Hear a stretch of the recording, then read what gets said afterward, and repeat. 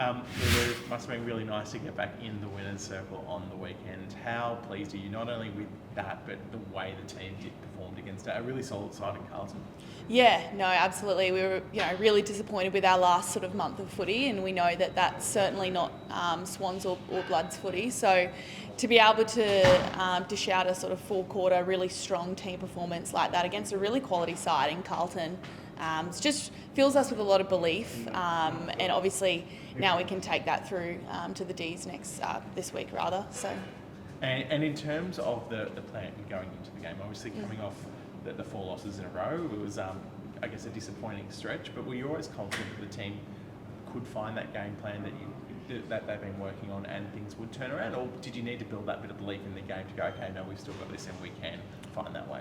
Yeah, absolutely. I think, when you lose 4 in a row, obviously it's never, it's always very disappointing, and there's always a little bit of soul searching that might go on, but I think we know as a list and as a team, we have certainly got the talent here. We've got the leadership, we've got the system. It's just sometimes about executing that and having trust in one another to execute and everyone to play their role. And I think on the weekend, we all really did that. We executed our role from top to bottom, from the 21 that played to the whole squad. And I think that is what we've probably gained a little belief from, is that we have a great list. We've got so many talented players, but at the end of the day, we all need to go out there and execute. And I think we certainly built that belief on the weekend, which is really exciting. How exciting is it when you see players like Zippy, like Bonham, get that ball at pace and just run at full speed and really take on the opposition, because it is a point of difference for this team when they can get going, and we saw that against the Blues. Yeah, absolutely. I mean, Zippy and Mon, and I mean, the list goes on. The talent is endless at the Swans, and I think that is our point of difference, and it is really exciting. And we love playing with these players, and I love seeing them take 3 or 4 bounces running through the corridor. But at the end of the day, we need to be able to do that consistently to win games consistently and to be a sustainable and successful team. And we're not a team that wants to rely just on Zippy or just on Mon or just on Chloe. I think the more players that we can bring into our game and into our system, we're going to generate sustained success. And we're really, obviously, grateful to have those sorts of talent in our team and to showcase that sort of talent. But it's definitely not the only way the Swans win. You've got that experience of being in a program most recently in another club where it's sustained success, what finals looks like, consistent finals footy. What can you see about what the Swans are building at the moment that has them close to that product and will hopefully make finals this year? A lot to go still in the next 3 weeks, but can you see similarities forming here in terms of what the Swans and Scotty Gowans are trying to do? Yeah, absolutely. We've got a really young list, and as much as we've got so much talent on our list, not super experienced, and I think there's no sort of shortcuts to gaining that experience, unfortunately. Sometimes you do have to go through those lessons and learn from those lessons, and they make you better. And North Melbourne have been through those lessons too, and we're seeing their incredible success now, which is unbelievable, and a full credit to Croc and their organisation.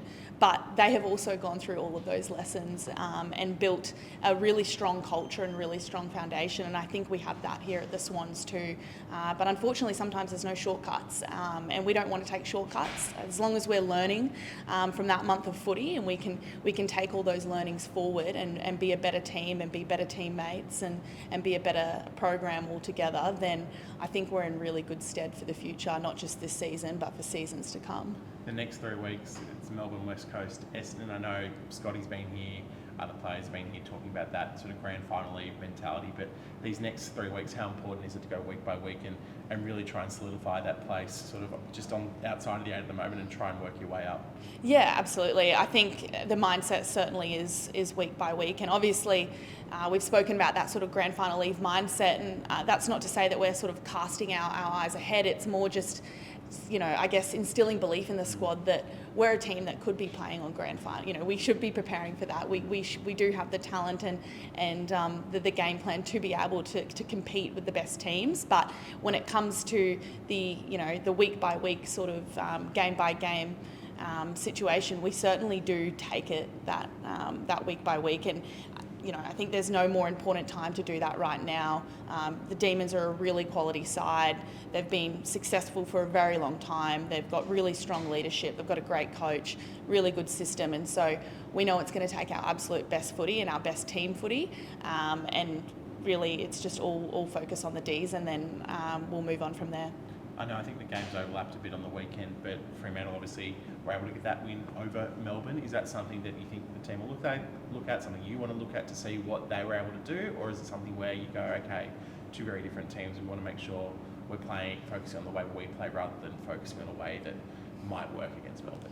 Yeah, absolutely. I think Scotty always wants us to play our way and our system and Swans footy, and that really doesn't change depending on our opposition. But of course, we're going to look at what Freo did to sort of dismantle the Ds, and the Fremantle are a quality side as well, trying to find that consistency as well. And like I said, the Ds are a really drilled side. So for them to be able to get the win over them is, pretty special, and something that we'll definitely look at and I guess study quite hard. But ultimately, it does fall back on our system and playing our way and doing it all together. And I think that will probably be the focus going into the Ds.